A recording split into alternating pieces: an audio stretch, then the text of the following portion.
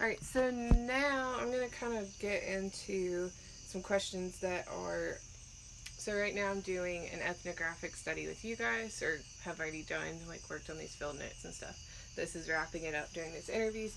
And then I have studied in a different field site, and I'm kind of like putting some ideas together. And all of these ideas surround nature and land, and rock and the elements. And I'm also combining those with looking at the differences of how, for instance, our rock climbing culture has like certain ways of thinking and maybe shared thoughts, beliefs around nature, and what those are for this other culture that I'm looking at, and how we can like learn from each other. So, what does land mean to you, and how do you connect to land?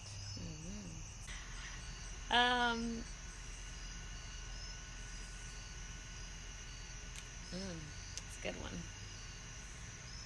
And please take your time. Yeah, I think land and the earth is, I mean, it's life, and it's everything. It gives us life. Warren Price said the same thing. The same thing. That's awesome. Yeah. I think that as a society we've been disconnected from land and nature a lot. And one thing that I'll never forget in my life is one time I went to a sweat lodge, and I had done, I think I've probably told you this before, but I had done this installation piece in an art show about a sweat lodge, and it was like structured after Native American sweat lodges, but I had never actually been to one.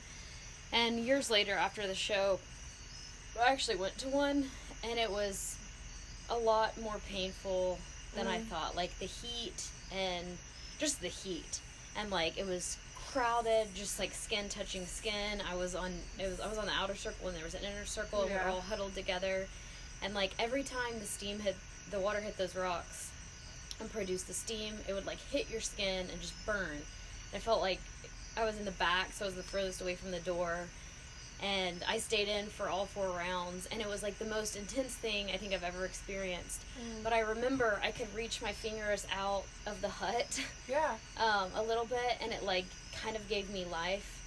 But the whole connection back to earth is that I just like, all I wanted was to like touch the ground and touch the earth, because the dirt that I was sitting on was cooling. Yeah. And it was like, it gave me life, I felt like. And then when we all exited the hut, it was like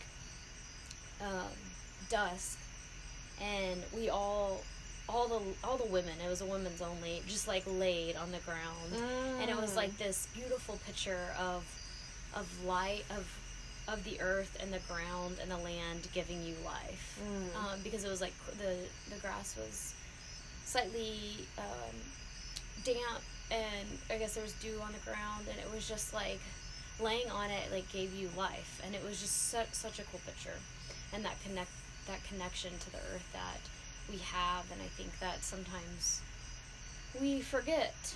And then one other experience, I guess the way I connect with land, was that one of the questions? Oh yeah, just keep going. You're doing awesome. Was this trip that Kyle and I took. We were in Arkansas, and it was hot and muggy and sweaty and disgusting. And we had been there for like maybe just a day or 2. But we were just like gross, sleeping in a camper, a million bugs like eating us alive that could fly through the screens, the no-seams. And I remember seeing a waterfall, and it was like the rock was set back and the water was coming over the edge, so the water was suspended, just air on all sides. It was like the perfect place for a shower. Wow. And I just saw that waterfall, and I'd been thinking about getting in the waterfall all day and just like letting like Mother Nature wash you clean and cleanse you. And it looked like there was these black rocks under where the water was like hitting the rocks, and they looked very slick.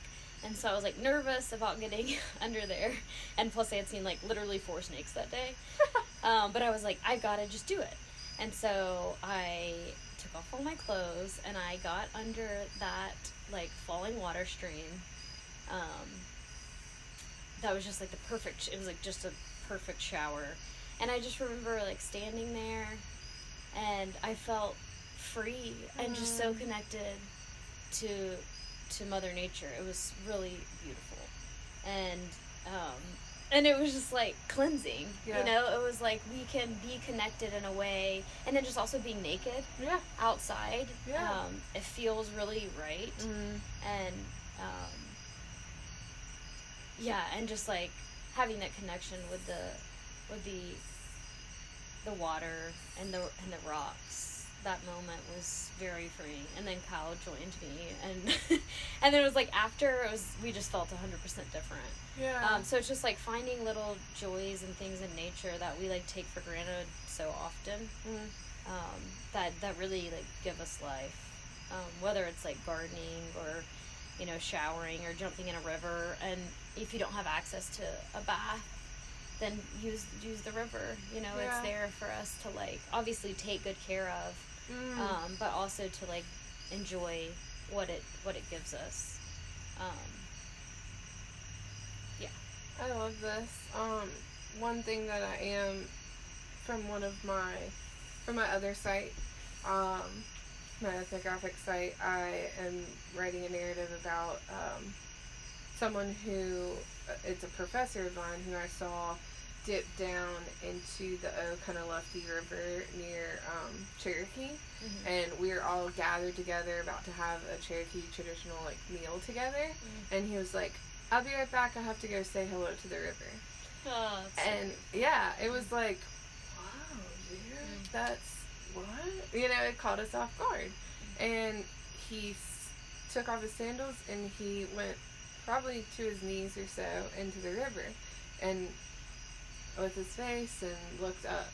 And so in the moment, all I could see was that he was showing gratitude.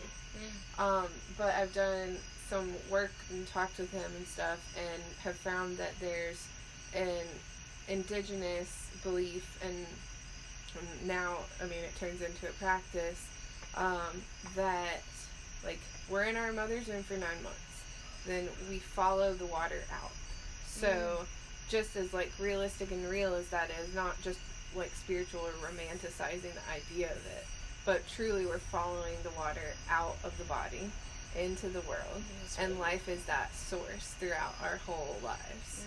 And so it taught, you know, one of these, he linked me to a video, and this, she's an indigenous spiritual leader in Colombia, I believe, but she talks about how we need to go, if there's a body of water, it is in the indigenous people's beliefs their duty to go and greet it and say hello to it. So some of my project now is like, isn't it? And so it's cool that you talked about water to me and these words of like giving life and whatnot, because I think some of these ideas are not so far off from each other, and I like to see these like cross-cultural, like when these terms break these barriers is what I'm looking into, and I'm not pushing that stuff, so it's cool that you've, you know, without me saying that. But that being said, when you have decided that you're going to climb a route, so this is kind of the idea of like greeting, and you're readying yourself to get on the rock, what does that process look like? And how do you prepare yourself to greet the rock at the beginning of the climb? Cool. Yeah. I like really like I really like when people don't, like, I don't like when people tell me shit before I get on the climb. Like, normally I don't like beta because I like to climb intuitively, and if I think about stuff too much, then it like messes up my flow. So I like to have mental clarity in the fact, like, just kind of like let me do my thing, everybody, you know? And then when people will say like, oh, you've definitely got this, or like, or like when I'm climbing saying try hard, it's just like I really hate that stuff. I hate that too. Because I am fucking trying hard. Obviously. And like you don't know if I got it, but one thing I love is like I'm going to try 100%, and like that's all I can say to myself. And so I like to like have all those things like removed from my like mental. I like to have all those things removed and not said for my own mental clarity. And then I just like I tell myself like you're either gonna send it or you're not, and it's fine either way, but just like try hard. That's what I tell myself. And depending on if I have like a history with the route, you know, that definitely like spikes anxiety levels, because it's easy to avoid stuff that you've got on before that like gives you a hard time, and then just do something that you have no clue because it's easier because you have no history with it. Oh yeah. So depending on that, like sometimes I'll like take some deep breaths before hand. But yeah, I don't that the main thing would be I just tell myself like, you know, well, you're either going to send or you're not, but like, you know, you're going to try 100%. And I just like say that to myself mentally, and then I start climbing. So when you grasp onto the rock for that first climb, whether you've done it before or not, but that moment, can you describe, maybe like pick a certain time that stands out to you or something? Describe what that like initial gripping feels like onto those holds.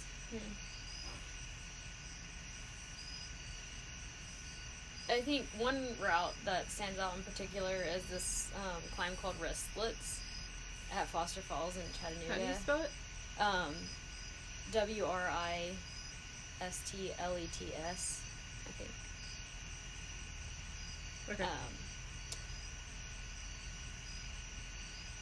Yeah, so it's like the hardest 11C in the universe. It was at the time, it was a long time ago, but I've never been back on it. It's also one of the best, I think it's the best 11C I've been on. Nice. But I had been on that route a lot, and it gave me a really hard time, and I was nervous. And usually, like, if I'm really nervous, I don't know. If I'm really nervous, sometimes it can fuck up your climbing. Yeah. And I was pretty nervous for the first part of it, but I just, like, when I first, just, like, the initial, like, touching of the rock, it's, like, I did feel a lot of nerves in that particular time. Like, it was, like, it's hard to describe that. I know, I'm in the midst of trying to do that in a narrative. Yeah. And I express this feeling of, like, shakiness in my hands, chalking up, and then them getting sweaty already, you know? Yeah. And that feeling of, like, I think it's like a mixture, like that climb in particular, it was a mixture of nerves, and excitement, and trying to overcome a challenge. Like, so instead of it being like something physical, like, oh, the rock feels, right, you know, like, whatever, it's more of like, it's more emotional.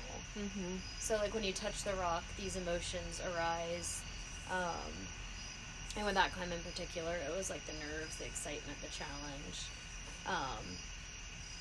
and maybe like I don't know, a lot of climbs, like the feeling of discovery, I think, like discovering what the climb has and like how you're gonna do, and then hopefully not, but a lot in the South it's usually just, oh fuck, it's fucking muggy and slimy. Yep. Yeah. Or, oh, this is Mankey. Great, here we go. Woohoo. Nice. Well, thank you for those. I have a couple more if you're into it. Yeah, I like this. I'm getting to talk a lot. Yeah.